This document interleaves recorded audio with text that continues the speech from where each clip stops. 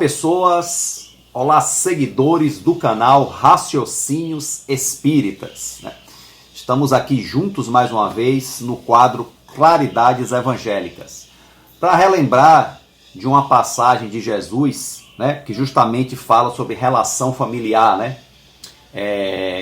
quando perguntam a ele, que está aí você não vai atender a sua mãe, seus irmãos, aquela passagem, e ele diz: quem é minha mãe, quem são meus irmãos? Todo aquele que faz a vontade do meu Pai que está nos céus. Então isso aí é uma passagem que pode gerar a uma mente invigilante alguma controvérsia, mas a dissertação de Kardec deixa bem claro que Jesus estava querendo separar a questão do parentesco corporal do parentesco espiritual, Quer dizer, a união dos espíritos pelo sentimento, pela afinidade. É isso que forma a família espiritual. E para Jesus, a família dele é todo aquele que faz a vontade de Deus, que cumpre as leis divinas, que pratica a caridade, essa coisa toda. Isso ali foi mais um ensinamento. Óbvio que ele não estava renegando aqueles que naquele momento eram parentes carnais dele. Claro que não, renegar a mãe de forma nenhuma. Mas nos fazendo entender que a nossa origem é espiritual, não é material. Hoje eu sou pai, dos meus filhos, mas em uma encarnação posterior pode ser o contrário, eles podem ser meus pais, ou podem ser meus irmãos, ou primos, ou não ter ligação carnal, sanguínea nenhuma, pode ter outro tipo de relação que seja, que o parentesco corporal é um momento que a gente passa, a família em si é uma experiência, sim, de que a gente se espiritualiza, que aproximam almas, Inclusive podemos dizer que a verdadeira função da família carnal é, se der certo, a experiência, transformar essas pessoas também em família espiritual, através do cultivo do amor, vamos dizer assim, Coisa que no nosso mundo de provas e expiações nem sempre dá certo, Mas nessa passagem aí, quem são meus irmãos, quem é minha mãe, todo aquele que faz a vontade que está no céu, mostra claramente, a questão das relações espirituais. E aí, tem um texto, que é um autor que não é espírita, claro, mas ele tem assim, os textos dele são muito espiritualizantes, são muito profundos, e muitos amigos meus, não só eu, como muitos amigos meus espíritas gostam muito dele, que é o Khalil Gibran. E a obra-prima dele é O Profeta.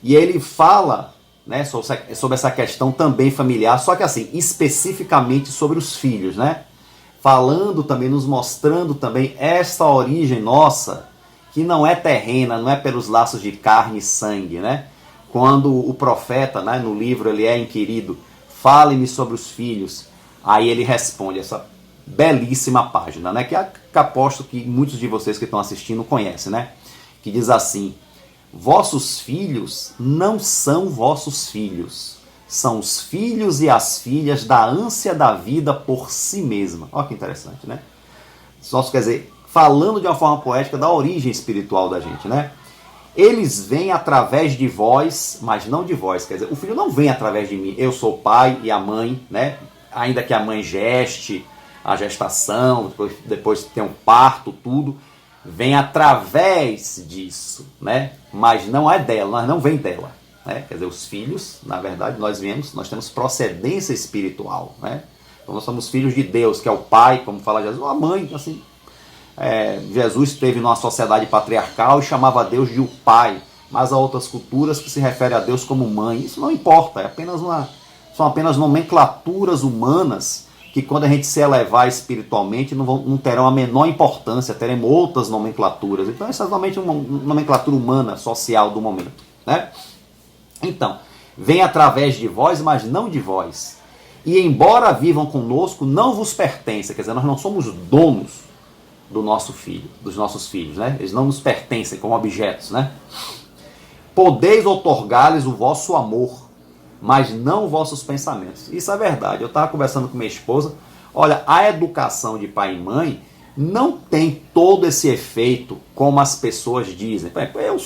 Eu tenho algumas coisas do meu pai e da minha mãe? Tenho, mas São algumas coisas, eu sou bastante diferente do meu pai, né?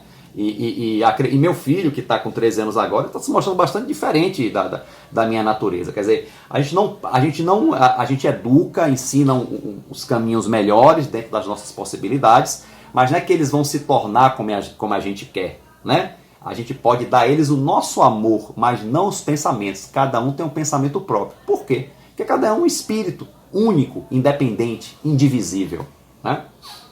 Podeis abrigar os seus corpos, mas não suas almas, pois suas almas moram na mansão do amanhã. Olha que interessante. Que vós não podeis visitar nem mesmo em sonho. Está deixando claramente que cada um tem o seu universo próprio, né? E que nós não podemos entrar. Como o nosso universo, ninguém pode entrar. Cada mente é um universo, né? Podeis esforçar-se por ser como eles, mas não procurei fazê-los como vós, porque a vida não anda para trás e não se demora com os dias passados. Ou seja, nossos filhos têm que evoluir e ser, quer dizer, seria o ideal eles ser melhores do que a gente. Quer dizer, meu filho, minha filha, ser melhor do que eu, né? Isso representaria evolução. Não é ser melhor do que eu no sentido de ficar acima de mim, dizer eu sou menor, você é maior, não no sentido da humilhação, não, gente. Quer dizer, é evoluir mais, aprender mais valores do que eu, do que a mãe, né? Porque o ideal nem sempre acontece assim, mas o ideal é que seja isso, né? Porque a vida não anda para trás, né? Quer dizer, a gente só evolui, podemos estacionar, mas nunca evoluir, né? Como o Espiritismo sempre nos deixa claro, né? Vós sois os arcos dos quais vossos filhos são arremessados como flechas vivas. Olha só. O arqueiro mira o alvo na senda do infinito e vos estica com toda a sua força. Quer dizer, que vai tirar, vai mais longe a flecha, não é isso? Para que suas flechas se projetem rápidas e para longe, né? Que vosso encurvamento na mão do arqueiro seja a vossa alegria, pois assim como ele ama a flecha que voa, ama também o arco que permanece estável. Então está querendo dizer, gente, que os filhos não são para a gente, são para o mundo, né? Como foi a comparação do arqueiro. Quer dizer, o arqueiro ama a flecha, mas quanto mais longe ele arremessa, mais feliz ele fica. Quer dizer, a gente não é um filho que era para o mundo, criar os filhos para o mundo. Não estou querendo dizer com isso que os filhos tenham que se afastar da gente fisicamente, necessariamente. Não existe isso não, né? Que tem que morar em outro lugar, longe dos pais, não. Não é um afastamento necessariamente físico, mas é que cada um, como espírito independente que é, tem que ter a sua própria vida, né? Seus próprios pensamentos, a sua própria vida. E nós temos, como pais e mães, temos que estar felizes por mandar os nossos filhos o mais longe possível. O mais longe possível, que ele cresça para o mais longe possível, né? Não necessariamente, para meu filho ser feliz, eu tenho que mandar ele para a China, não. Pelo amor de Deus, né? Isso aí requer uma interpretação mais profunda, que ele cresça cada vez mais, que vá cada vez mais longe, né? Então é essa o símbolo do arco e da flecha que Gibran dá para nós. Então é isso, gente. Então esse belíssimo texto, né, que nos fala das relações com os filhos, do ponto de vista familiar e que combina com o pensamento de Jesus também, né? Quem são meus irmãos, quem são minha mãe, quer dizer, a questão da família espiritual e da nossa procedência espiritual, que está acima da nossa procedência terrena. Então aí a todos um grande abraço, fiquem com Deus.